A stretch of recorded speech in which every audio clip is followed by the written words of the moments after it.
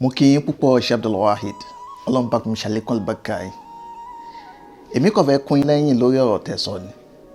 Ẹ rí, èso la fi ń mọgi. Nínú tó yẹ kẹ́dà ó mójútó jù láyé òun náà lọ́mọ. Tí wọ́n bá ṣorí ibú ṣọ́ní kọ́mọ rẹ náà tún ṣorí ibú. Títí ẹ bá bàjẹ́ ṣọ́ní kí tọmọ rẹ náà tún bàjẹ́. Ẹ wo gbogbo àwọn ànábì Ọlọ́run ọba bó ṣe kàǹkà tó, bó ṣe wọ Ọlọ́run ọba tó, wọn ọ̀rọ̀ ọmọ rẹ̀ ṣe. Ẹ wà nábì Ibrahim fi àwọn ọ̀rọ̀ ọmọ rẹ̀ ṣe, ó ní wà mí ń zórí ìyá ti gbogbo tó ṣe fún mi yìí jẹ́ kó dá ọ̀dọ̀ àwọn àrọ̀ ọmọdọ́mọ mi. Ayé ti dàkúdà kí kálukú lọ sọmọ rẹ̀ nù kó lè bá rí ihe lọ́la gẹ́gẹ́ bí ọ̀rọ̀ àfáàmì kan.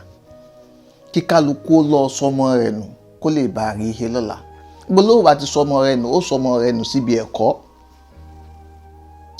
Àmọ́ tó o bá ṣe bẹ́ẹ̀ ọ̀rọ̀ rẹ̀ ó wá dàbí ọ̀rọ̀ tí àfáà wa Aseyidh Alh sọ̀tọ̀ ní man lam yata'addabu ma Allahi fawqa al-ardi adabahu Allahu tahta al-ardi.